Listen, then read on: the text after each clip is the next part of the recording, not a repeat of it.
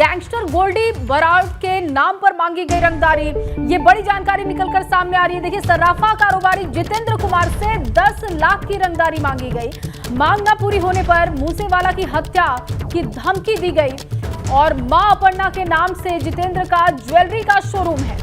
सिद्धू मूसेवाला की हत्या का आरोप गोल्डी बराड़ पर है। सरोजनी नगर थाना इलाके का ये पूरा मामला है। मेरे को काम करना थोड़ा सा पैसे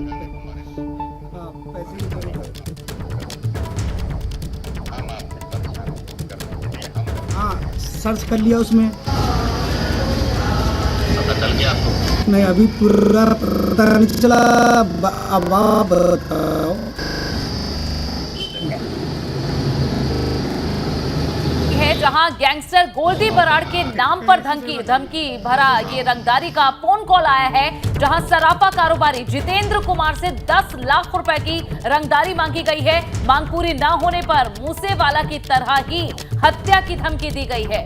मां अपर्णा के नाम से है ये जितेंद्र का ज्वेलरी का शोरूम और सिद्धू मूसेवाला की हत्या का आरोपी गोल्डी बराड़ लगातार चर्चाओं में रहा है। और अब गोल्डी बराड़ पर जहां सरोजनी नगर थाना इलाके का ये मामला है, जहां उसके नाम पर रंगदारी मांगी गई है 10 लाख रुपए की। सराफा कारोबारी से 10 लाख रुपए की रंगदारी का ये कॉल आया था। गैंगस्टर गोल्डी बराड़ के नाम पर ये रंगदारी मांगी गई है। मांग पूरी न होने पर मूसेवाला की तरह ही हत्या की धमकी दी गई है। तो अब जहां गैंगस्टर गोल्डी बराड़ के नाम पर धमकी उत्तर प्रदेश में दी जा रही है, गोल्डी बराड़ के नाम पर कहा गया है कि अगर 10 लाख रुपए नहीं दिए गए तो जो हर्ष सिद्धू मूसेवाला गीतकार पंजाब के जैसा हर्ष सिद्धू मूसेवाला का हुआ है, वैसा ही हर्ष यहां भी देखने को मिलेगा।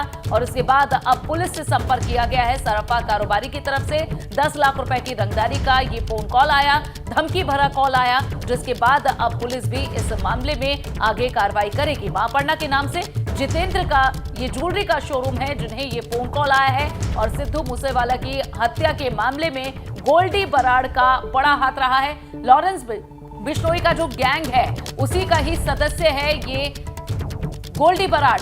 ये गैंगस्टर कनाडा में है और इसी पर आरोप लगा कि इसी ने ही पूरा षड्यंत्र रचा और वहां शार्प शूटर भेजे, जिन्होंने सिद्धू मूसेवाला जो पंजाब के सिंगर हैं, जिनकी अभी दिन दहाड़े गोली से भूनकर हत्या कर दी गई। इस मामले में गोल्डी बराड़ का नाम सामने आया था और अब गोल्डी बराड़ के नाम पर उत्तर प्रदेश में रंगदारी मांगी जा रही है। 10 लाख रुपए एक सराफा कारोबारी जितेंद्र कुमार से मांगे गए हैं।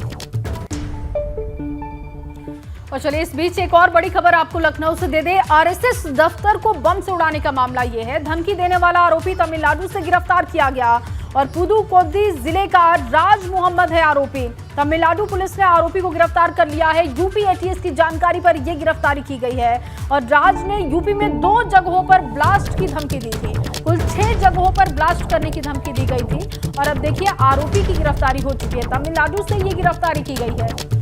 एटीएस की टीम लगी हुई थी और अब गिरफ्तारी हो चुकी है। राज मोहम्मद इसका नाम है। तमिलनाडु पुलिस ने आरोपी को गिरफ्तार किया है और यूपी एटीएस की जानकारी पर यह गिरफ्तारी हुई है। बड़ी खबर आपको दे रहे हैं। आरएसएस दफ्तर को उड़ाने की धमकी दी। पहले तो यह समझा गया कि शरारती तत्वों की तरफ से ये किया गया होगा, लेकिन अब देखिए, अब ये साफ हो चुका है कि तमिलनाडु का एक व्यक्ति जिसने ये धमकी दी थी उसकी गिरफ्तारी हो चुकी है। अनुभव मेरे सहयोगी जुड़ चुके हैं। अनुभव, क्या और ज्यादा जानकारी इस पर?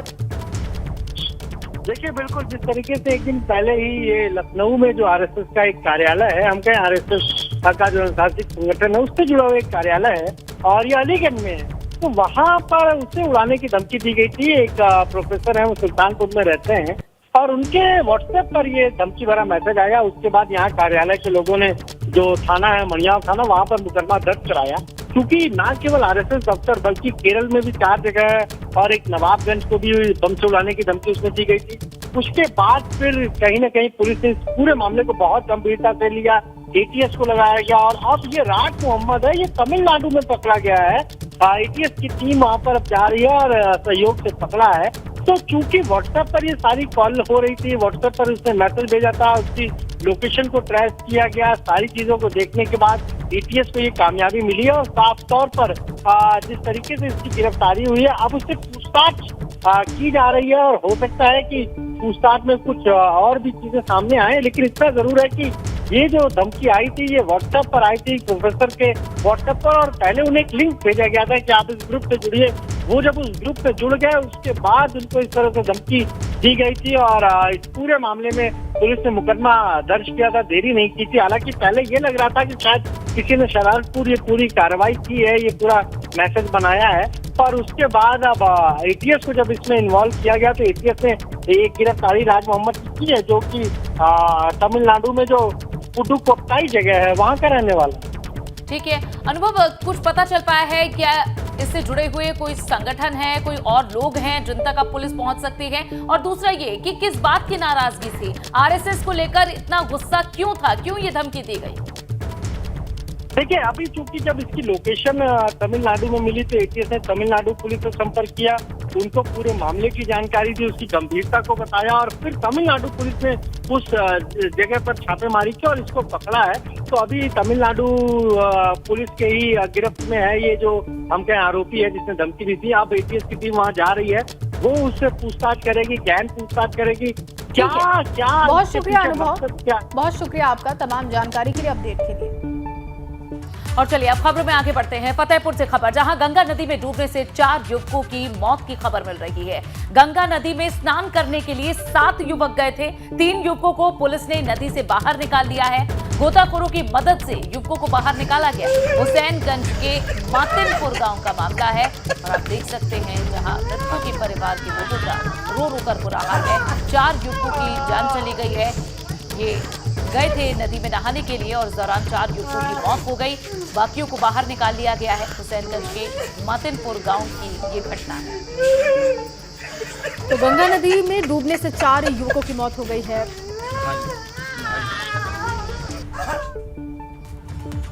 और अब खबर लखनऊ से है, जहां लखनऊ में सपा और भाजपा के बीच खेले जा रहे फ्रेंडली क्रिकेट मैच में सपा ने भाजपा को 7 विकेट से हरा दिया है। भाजपा ने सपा को 92 रनों का लक्ष्य दिया था, जिसे सपा की टीम ने 3 विकेट खोकर ही बना लिया। देखिए मैच की तस्वीरें भी आपको दिखा रहे हैं। वैसे तो ये राजनीति गलियारों में वैसे समाजवादी पार्टी और भारतीय जनता पार्टी की टक्कर आप देखते होंगे, लेकिन क्रिकेट के मैदान की ये तस्वीरें हम आपको दिखा रहे हैं। और देखिए जिस तरह से पार्टी के कार्यकर्ता हर जीत का श्रेय, नेता हर जीत का श्रेय अपने अध्यक्ष को देते हैं, अपने लीडर को देते हैं, उसी तरह से जब ये ट्रॉफी सपा ने जीती तो अखिलेश यादव को ये ट्रॉफी सौंपी गई है और सपा ने ये फ्रेंडली मैच जीत लिया।